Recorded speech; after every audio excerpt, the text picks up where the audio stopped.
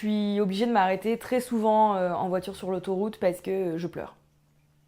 Et je ne fais que pleurer. J'enchaîne des périodes de 26 jours à l'hôpital. Je travaille parfois plus de 90 heures sur une semaine. On n'est pas assez encadré, on fait des choses qui sont pas relues alors que ça devrait.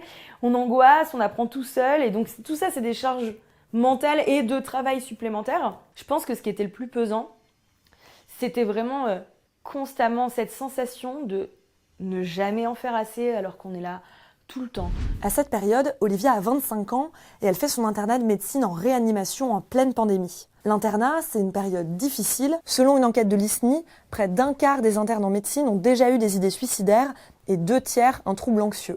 C'était le cas d'Olivia. Je serre les dents pendant longtemps et je comprends que vraiment ça va plus quand je pars en vacances. Je me réveillais toutes les nuits en sursaut, je me couchais tard, j'arrivais pas à aller dormir parce que je savais que j'allais faire des cauchemars. J'avais plus d'ongles, plus du tout. Je les avais entièrement mangés. J'avais des plaques d'urticaire sur le corps. Et j'étais anxieuse, énormément anxieuse. Dès que j'étais un peu toute seule face à moi-même, que je pensais à l'hôpital, aux patients que j'avais laissés, à est-ce que madame machin elle va bien, est-ce qu'ils ont pensé à lui remettre en route son traitement, est-ce que machin peut-être qu'il faut que j'envoie un message à mes co-internes pour leur dire que j'ai oublié de marquer ça dans le courrier.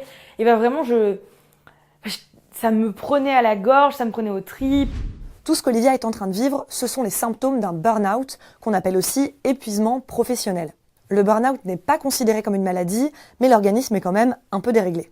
Parce que quand les hormones du stress remontent au cerveau, elles modifient la manière dont on va détecter la prochaine situation. Donc, plus on est stressé, plus on génère de réponses de stress, et c'est un cercle vicieux qui peut mener au burn-out. C'est exactement ce qui s'est passé pour Olivia, et au bout d'un moment, son corps a fini par lâcher. Et quand je rentre de vacances, je suis obligée de m'arrêter très souvent en voiture sur l'autoroute parce que je pleure. Et je ne fais que pleurer. Et vraiment, je ne comprenais pas.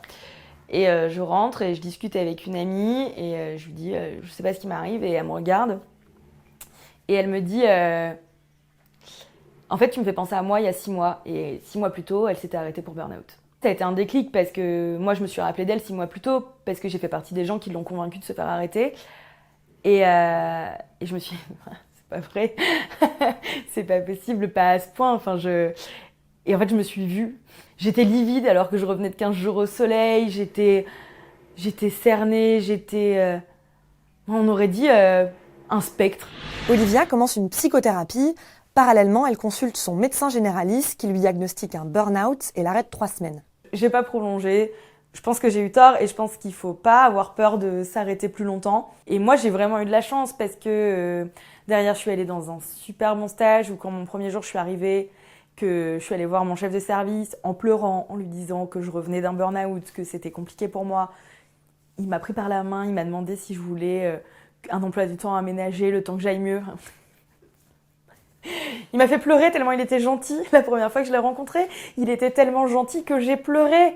Vous vous rendez compte à quel point j'avais été broyée par 1 an et demi seulement d'internat. Le burn-out, ça peut toucher tous les métiers, mais il est particulièrement tabou dans le milieu médical. Et Olivia pense savoir pourquoi. On nous explique que on doit travailler tout le temps, mais que c'est une vocation, qu'on a de la chance si on y arrive, que c'est le plus beau métier du monde. Et je suis d'accord, c'est le plus beau métier du monde. Pour beaucoup d'entre nous, c'est une vocation, mais c'est un métier. Et ce métier, certains décident de l'arrêter. Selon l'ordre des médecins, 1 étudiant en médecine sur 4 quitte ses études entre la 2e et la dernière année. Olivia, elle a décidé de continuer, mais différemment. Moi, le burn-out, ça m'a vraiment appris ça. Ça à dire non. La meilleure façon de respecter mes patients et d'honorer la confiance qu'ils ont envers moi, c'est d'être en bonne santé moi-même. Et que du coup, je serai un médecin qui n'est pas corvéable à merci. Ça m'empêche pas de prendre des heures sup, ça m'empêche pas d'aider, de combler des trous. Mais maintenant, je dis non. Quand c'est trop, c'est trop. Et je dors, et je vais au musée, et je vais au cinéma, et je vois des amis, et je vis, quoi. Bon, une dernière info, l'origine du burn-out, c'est toujours un stress professionnel chronique. Et ce stress, il peut être lié à différentes choses, comme par exemple une surcharge de travail. En tout cas, si vous vous reconnaissez dans les symptômes décrits par Olivia, vous pouvez consulter votre médecin généraliste qui vous arrêtera plus ou moins longtemps selon votre état. et il peut aussi être judicieux d'aller consulter un psy. Bon allez, moi je vous retrouve jeudi prochain pour un nouvel épisode de Ma tête et moi, et pour recevoir les autres numéros de notre programme sur la santé mentale, vous pouvez vous abonner.